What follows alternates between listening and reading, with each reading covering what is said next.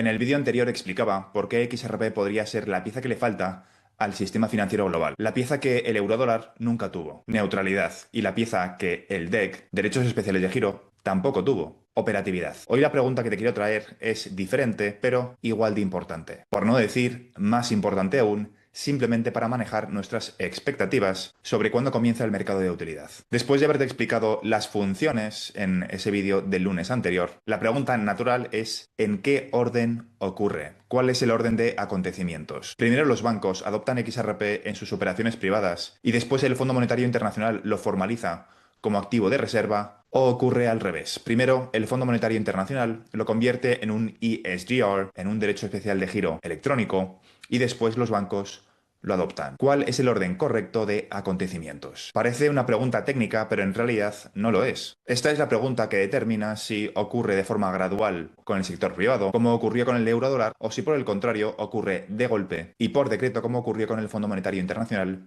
y los derechos especiales de giro, que por cierto fracasó. Y para responderla hace falta entender muy bien dos historias que, por desgracia, la mayoría de las personas no conoce. La historia del eurodólar y como consecuencia también la historia del derecho especial de giro. Porque en esas dos historias está la respuesta. Como expliqué en el vídeo del lunes anterior, la mayoría de la gente cree que el sistema del dólar como moneda de reserva mundial comenzó con el petrodólar, pero esta es una historia incompleta. Muchos creen que empezó con el acuerdo de Nixon en 1971 y con el posterior pacto saudí en 1973. Y eso en realidad, no me malinterpretes, es cierto, pero es una media verdad. Es la historia incompleta. Antes de que el petrodólar existiese, existía el eurodólar, que cubrí también en el vídeo del lunes pasado. Básicamente, el eurodólar es la idea de que existía un mercado suficientemente profundo y líquido que operaba en dólares. Para que pudiera existir el petrodólar, básicamente tenía que existir el eurodólar, que significa que existía un mercado en dólares suficientemente profundo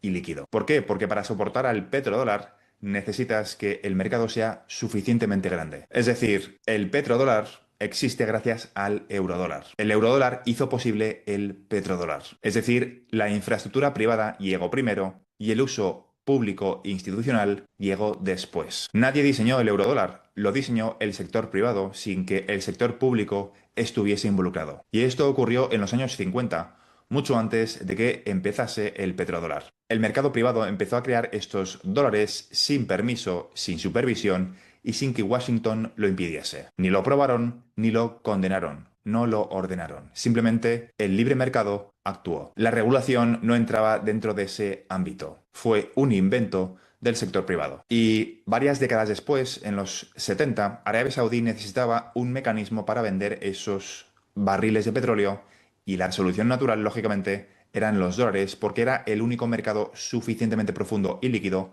para soportar ese mercado. No porque Washington lo negociara desde cero, sino porque preexistía a la fecha de negociación. Ya existía una infraestructura global en dólares. Como consecuencia, la decisión fue una decisión bastante natural. Es decir, y me imagino que empiezas a entender por dónde van los tiros y qué significa esto para los timings del conflicto entre Estados Unidos y, en este caso, Irán, para la creación de un nuevo petrocripto, que lo explicaré y engancharé esta idea al final del vídeo. La secuencia, por lo tanto, fijándonos en lo que ha ocurrido históricamente, fue primero sector privado y después sector público. El sector privado crea la infraestructura, el mercado la adopta y la hace profunda, y posteriormente los estados y los commodities se montan sobre ella. Nadie diseñó esa secuencia. Bueno, entre comillas, nadie la diseñó, o esa es la historia que nos cuentan. La reflexión con XRP es que quizá esto sí que esté muchísimo más diseñado de lo que nos imaginamos. Pero con el mercado del eurodólar realmente sí que no hubo esa estrategia de diseño. Ocurrió con el eurodólar simplemente porque así es como funcionan los sistemas financieros que sobreviven. La demanda real precede al reconocimiento institucional. Y por el contrario, el DEC, los derechos especiales de giro, Special Drawing Rights, en el futuro el derecho especial de giro electrónico, es el contraejemplo perfecto. Fue creado por el Fondo Monetario Internacional en 1969. Y no voy a volver a repetir la descripción del derecho especial de giro porque ya lo hice en el vídeo del lunes pasado, pero la dinámica se entiende. El derecho especial de giro se creó de arriba hacia abajo. El Fondo Monetario Internacional lo diseñó, lo emitió y lo asignó. Pero lo hizo sin que existiera previamente un mercado privado de DEGs, derechos especiales de giro. Lo hizo sin que ningún banco lo pidiera, sin que ningún flujo comercial lo necesitara. Fue una decisión institucional pura, sin prerequisitos del mercado.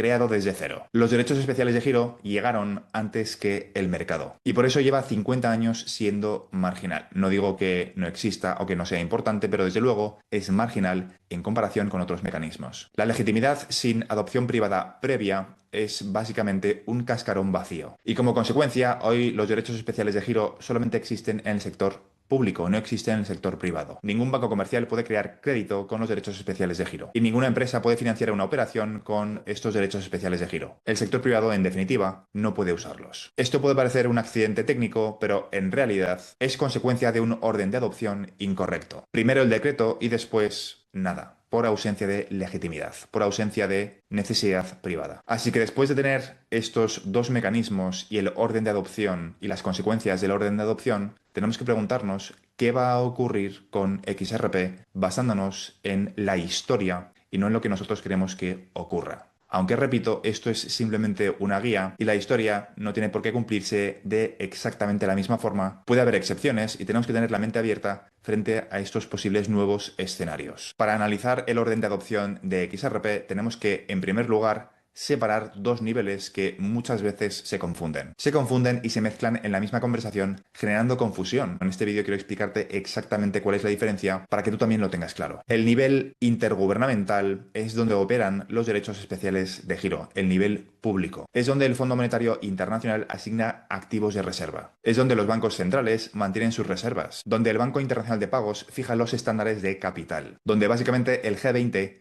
coordina las políticas monetarias internacionales. En este nivel, la adopción de XRP significaría que se le considera un Tier 1 Asset, cosa que ya he cubierto en el pasado. En este caso, sería el Banco Internacional de Pagos el encargado de considerarlo un Tier 1 Asset. Y sería el Fondo Monetario Internacional el que lo considera un activo de reserva. El FMI lo incluiría como un activo de referencia que los bancos centrales podrían incluir en sus reservas. Y después del nivel intergubernamental que te acabo de describir, está el sector privado. Es una segunda capa. Es el nivel bancario privado separado del nivel que te acabo de describir ahora. Este es el nivel al cual opera ahora mismo el eurodólar. Es donde los bancos comerciales crean pasivos, donde la DTCC liquida transacciones, donde las casas de compensación operan. Es donde Ripple ofrece su famoso ODL para sus liquidaciones interbancarias. Este es el nivel donde los fondos institucionales tokenizan activos. En este nivel, la adopción de XRP significaría que bancos como JP Morgan, SBI, Banco Santander o Goldman Sachs usan XRPL para liquidar pagos transfronterizos en tiempo real. La pregunta no es si ocurrirá en ambos niveles, que si me sigues desde hace 4 años sabes que es bastante evidente. La pregunta es en qué orden ocurrirá. Y es que ese orden lo cambia todo para entender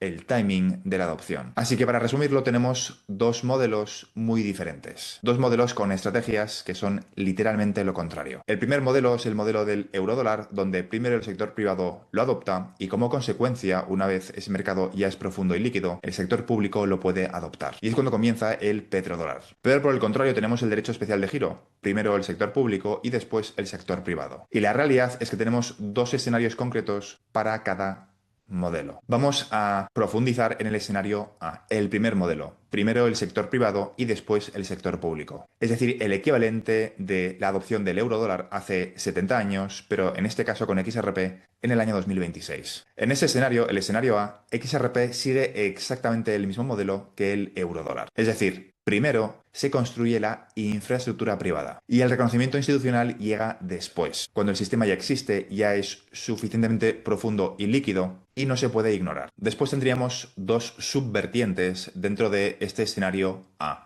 El A1 y el A2. El A1 es una adopción gradual y lenta. La secuencia sería algo como lo siguiente. La DTCC lanza sus primeras operaciones de tokenización en julio del año 2026, con Ripple Prime siendo una de las 50 instituciones que están dentro del grupo de trabajo que se encarga de dar una solución a esta propuesta. Algunos fondos institucionales empiezan a utilizar a XRP como colateral en, por ejemplo, el mercado de la repo. Y los bancos empiezan a adoptar ODL porque elimina costes reales. A medida que XRP alcanza una masa crítica, el BIS lo documenta, lo analiza y empieza a incluirlo en sus documentos, en sus papers sobre infraestructura DLT, cosa que ya está ocurriendo. El FMI, ante un sistema que ya existe, que funciona y que está dando soluciones de forma real y de forma activa al sistema financiero, que ya procesa billones de dólares en transacciones reales, decide incluir a XRP en su taxonomía formal. De la misma forma que incluyó al yuan como derecho especial de giro en el año 2016. No porque lo decidiera de antemano, sino porque era una realidad que ya no se podía ignorar. El yuan entró en el año 2016 en el DEC no porque China lo pidiera, sino porque era una realidad que no se podía evitar. No porque China pidiera permiso, entró porque el yuan ya era una realidad en el comercio global y el FMI no podía seguir ignorándolo. Ahora vamos con el segundo subescenario, el escenario A2, es decir, seguimos dentro del esquema mental de primero privado y después público, pero en este caso con una adopción un poquito más rápida y concentrada en el tiempo. Y el catalizador, efectivamente, ya hemos hablado de esto muchas veces, es el carry trade de Japón. Japón lleva décadas siendo el epicentro de este escenario, entre 10 y 14 trillones de dólares que están apalancados en este mecanismo. Y básicamente, para resumírtelo, consiste en lo siguiente: cuando el Banco Central de Japón sube los tipos, el carry trade se deshace. La gente liquida posiciones porque el yen se aprecia y el foco del inversor consiste en devolver esos préstamos en yenes. Es un movimiento de billones de dólares que ocurre en cuestión de horas. Y me remito al ejemplo de agosto del año 2024. SBI en Remit ya opera en corredores como por ejemplo Japón-Filipinas y Japón-Indonesia en XRPL. Si el carry trade se deshace a gran escala, y tiene pinta de que va a ocurrir después del cierre del estrecho de Hormuz, XRP está sospechosamente bien posicionado para convertirse en ese mecanismo de liquidación, pero en este caso la adopción no ocurre de forma gradual, sino que ocurre de golpe. Ocurre por una necesidad impulsada por una ausencia de liquidez. Una necesidad de liquidez que SWIFT simplemente no puede satisfacer a la velocidad necesitada. Eso es una adopción privada pura. Nadie lo diseña y ocurre porque el mercado necesita liquidez. Y XRP es el proveedor, es la solución natural a esa liquidez. Y ahora vamos a analizar el segundo modelo, un derecho especial de giro forzoso, es decir, primero el sector público y luego una adopción del sector privado. Y este escenario, el B, requiere un catalizador, una crisis. ¿Por qué? Porque en condiciones normales, un organismo